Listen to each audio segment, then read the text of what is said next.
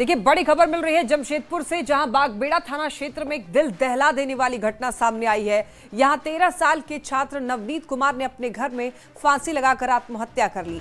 नवनीत जो है वो संजीवियर्स स्कूल में कक्षा 4 का छात्र था। जानकारी के मुताबिक नवनीत शनिवार दोपहर करीब 1 बजे स्कूल से घर लौटा और वो रोजाना की तरह सीधे अपने कमरे में गया। कुछ देर के बाद जब बहन कमरे में आई तो वो घबरा गई। नवनीत रस्सी के सहारे पंखे से लटका हुआ मिला। आनन फानन में बच्चे को अस्पताल पहुंचाया गया, जहां डॉक्टरों ने जांच के बाद उसे मृत घोषित कर दिया। पुलिस इस दर्दनाक घटना की गंभीरता से जांच कर रही है। 4th के स्टूडेंट ने आत्महत्या की है। अब काफी ज्यादा सवाल उठ रहे हैं कि आखिर ऐसा क्या हुआ कि एक 4th कक्षा में पढ़ने वाला बच्चा फांसी लगा लेता है। स्कूल से लौटकर कमरे में फांसी लगा ली। तनाव के संकेत मिल रहे हैं। मामले की जांच में हालांकि पुलिस जुटी हुई है। हर एंगल से जांच पड़ताल कर रही है पुलिस। स्कूल से आया मेरा बेटा, फांसी लगा लिया। हम कैसी गेट खोले, अभी 2 बजे खाना खाने आए, देख रहे हैं फांसी लगा के लटका हुआ ऐसे करके नीचे। बच्चे की उम्र 13 साल हो रहा हूँ। एग्जामिनर पब्लिक है खिताड़ी आया है, देख रहे तो ऐसे लड़का हुआ तो कुछ तो होगा, तो उठा के लेके आया हॉस्पिटल।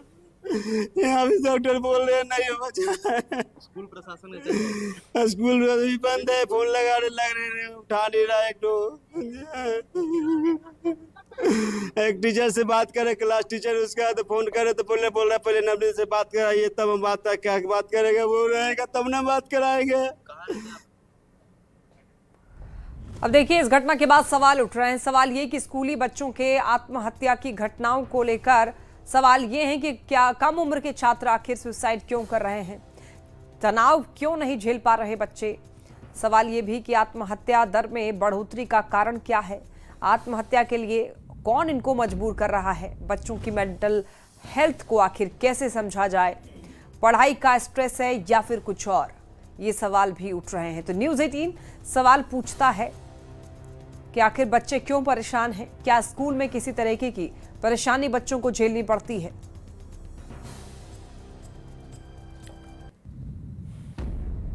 और अब बात करते हैं बीजेपी के आरोप पत्र की। हेमंत सोरेन के कार्यकाल पर बीजेपी ने आरोप पत्र जारी किया है। बाबूलाल ने हेमंत सरकार पर हमला बोलते हुए कहा कि 1 साल बर्बादी का काल रहा। यह अबुआ सरकार नहीं, ठगुआ सरकार है, जिस पर कांग्रेस ने पलटवार किया है।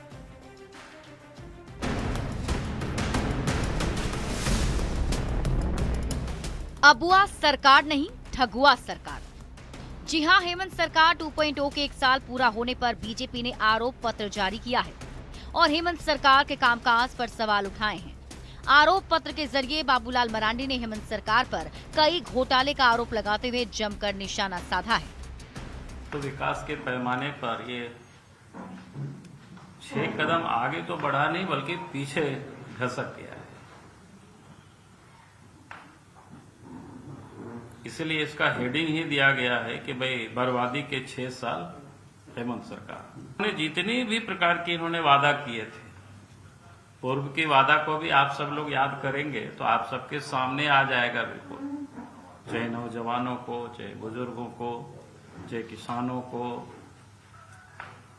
यानी संपूर्ण झारखंड को ही एक प्रकार से इन्होंने ठगा है। इसलिए इसका हेडिंग जैसा है, बर्बादी के 6 साल हेमंत सरकार। 22 पेज में समाहित इस आरोप पत्र में कवर को आकर्षक ढंग से तैयार किया गया है, जिसमें इस सरकार को अबुआ सरकार नहीं, ठगुआ सरकार बताया गया है। तो ये बार बार ये जो बोलते हैं कि भाई अबुआ सरकार, अबुआ हमें लगता है कि संथाली और संभवतिया मुंडारिया रो में भी होता है अबुआ सरकार, मतलब अपनी सरकार। लेकिन वास्तव में अबुआ ये सरकार नहीं, अपनी सरकार नहीं है, बल्कि ठगों की सरकार है। हमने बार बार कहा ही है कि भैया लुटेरों की सरकार में, ठगने वालों की सरकार है। बीजेपी के आरोप पत्र जारी करने पर सियासत ने तूल पकड़ लिया है। कांग्रेस के प्रदेश महासचिव आलोक दुबे ने बीजेपी पर निशाना साधते हुए कहा, हेमंत सरकार का पहला कार्यकाल भी अच्छा रहा था। ये सरकार किसानों के लिए काम कर रही है। हेमंत सोरेन ने कल ही 10,000 युवाओं को रोजगार दिया है। बीजेपी के आरोप सिर्फ झूठ हैं। मैया सम्मान योजना के माध्यम से लाखों महिलाओं को स्वावलंबी बनाया गया। रोजगार की दिशा में आप देखिए, कल सरकार जो है 10,000 रोजगार दे रही है। पुल पुलिया विधानसभा इतना बड़ा पुल बना करके सरकार ने देने का काम किया है। भारतीय जनता पार्टी के आरोप सिर्फ मिथ्या नहीं है, बल्कि उनका यह प्रयास हो रही है कि सरकार कैसे बदनाम। दरअसल हेमंत सोरेन सरकार के 1 साल पूरा होने पर मोरहाबादी में भव्य कार्यक्रम का आयोजन किया गया। मुख्यमंत्री हेमंत सोरेन ने युवाओं को नियुक्ति पत्र दिया। वहीं सरकार ने कहा कि हमने 1 साल में 16,000 सरकारी नौकरी दी। सीएम हेमंत ने मंच से कहा कि हजारों नियुक्तियां और होंगी। वहीं मुख्यमंत्री हेमंत सोरेन के दावे और सरकार की उपलब्धियों को बीजेपी ने बर्बादी काल बताया है। न्यूज 18 के लिए रांची से गौरव झा के साथ निरंजन कुमार की रिपोर्ट। आइए रुक करते हैं अगली खबर की ओर। झारखंड में कोयला चोरी को लेकर देखिए सियासी घमासान तेज है। बाबूलाल मरांडी ने धनबाद में चल रहे कथित कोयला चोरी रैकेट पर सख्त कार्रवाई की मांग की है, जिस पर जेएमएम ने ढुलू महतो का नाम लेते हुए चुनौती दी है। कोयला चोरी को लेकर सियासत। बाबूलाल का सवाल मचा बवाल।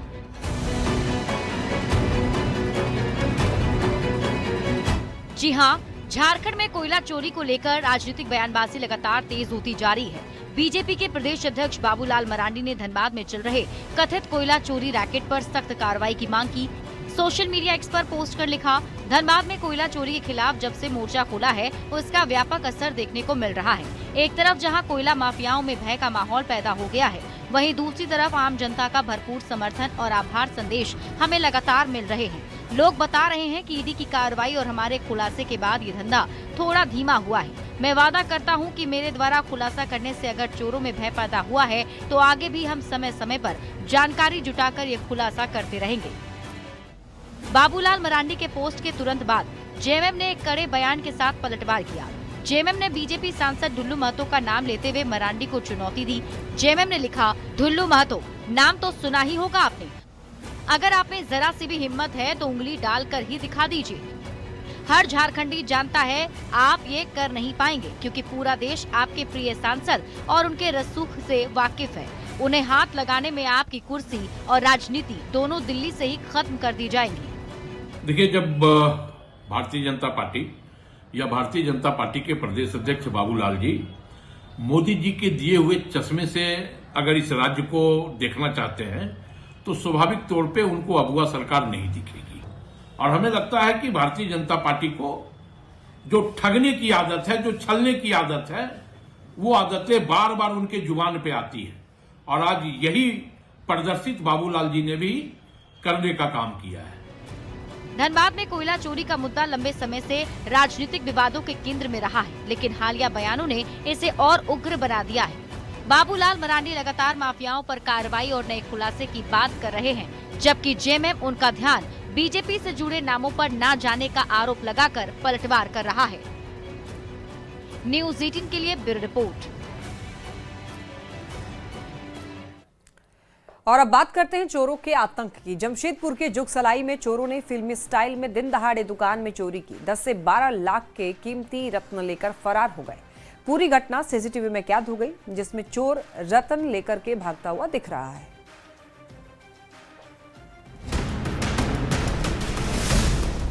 अगर आप भी जमशेदपुर में रहते हैं तो सावधान हो जाइए, क्योंकि यहाँ चोरों का आतंक इस कदर बढ़ गया है कि दिन दहाड़े चोरी की घटना को अंजाम दे रहे हैं। जी हाँ, जमशेदपुर के जुगसलाई थाना क्षेत्र के व्यस्तम बाटा चौक पर उस समय हड़कंप मच गया जब जेम्स हाउस नामक आभूषण रत्न दुकान में एक शातिर युवक ने फिल्मी अंदाज में लाखों की कीमती रत्नों पर हाथ साफ कर लिया। चोर दुकान में ऐसे दाखिल हुआ जैसे किसी खरीदार की तरह सामान देखने आया हो, लेकिन मौका मिलते ही उसने शोकेस खोलकर पोखराज, नीलम, मोती समेत अन्य कीमती पत्थर झपट लिए और देखते देखते मौके से फरार हो गया। चोरी किए गए रत्नों की अनुमानित कीमत करीब 10 से 12 लाख रुपए बताई जा रही है। मैं वापस आया हूँ, रिटर्न आया हूँ, तो मेरा देखा कि लॉक मेरा टूटा पड़ा है और मेरा पेटी पता अलमारी, छोटी अलमारी सही तोड़ के उसको पूरा। क्या क्या चोरी हुआ है? पूरा पेटी है, उसके अंदर पत्थर जौहरात मेरा पत्थर है, स्टोन है। कितना मूल्य? 10 से 12 लाख तक हुआ है। घटना के बाद पूरे बाजार में अफरा तफरी मच गई। दुकानदारों में भारी रोष देखा गया और उन्होंने सुरक्षा व्यवस्था पर सवाल खड़े कर दिए। सूचना मिलते ही जुगसलाई थाना पुलिस मौके पर पहुंची, हालांकि व्यापारियों के विरोध का सामना भी करना पड़ा। वहीं सीसीटीवी फुटेज के आधार पर पुलिस आरोपी की पहचान में जुट गई है। पुलिस इस मामले को गंभीरता से लेते हुए हर एंगल से जांच कर रही है। लगातार बढ़ रही चोरों की घटनाओं से व्यापारियों में दहशत का माहौल है। दरअसल आए दिन चोर बेखौफ होकर चोरी की घटनाओं को अंजाम दे रहे हैं, जिससे राज्य में हर रोज चोरी की घटना से सुरक्षा व्यवस्था पर सवाल उठ रहे हैं। न्यूज 18 के लिए जमशेदपुर से आशीष तिवारी की रिपोर्ट। खबर धनबाद से, जहां चिरकुंडा थाना क्षेत्र में पैसे के लेन देन को लेकर जमकर लाठी डंडे चले। दोनों पक्ष के 13 लोग घायल हो गए। मारपीट की पूरी घटना सीसीटीवी में कैद हो गई। दोनों पक्षों की शिकायत पर पुलिस ने मामला दर्ज कर जांच शुरू कर दी है।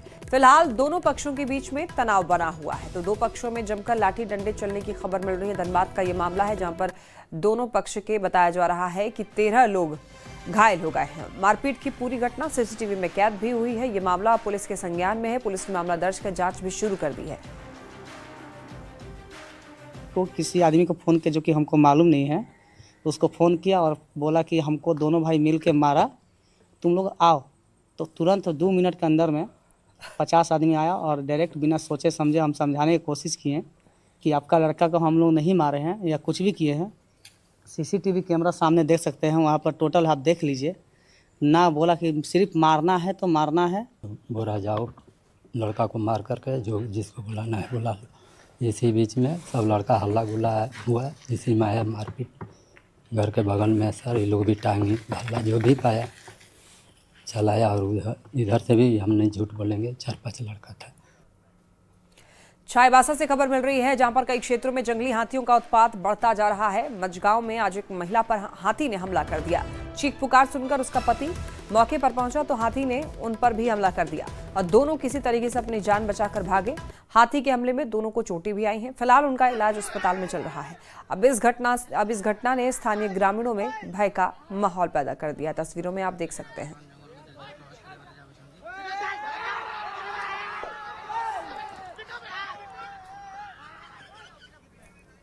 रांची में देखिए, कल होने वाले पहले वनडे से एक दिन पहले टीम इंडिया ने अपना लास्ट प्रैक्टिस सेशन पूरा किया। कोच गौतम गंभीर के नेतृत्व में हुए इस नेट प्रैक्टिस सेशन में सभी खिलाड़ी मौजूद रहे। मैच से पहले अपनी तैयारी को अंतिम रूप दिया। देखिए संवाद।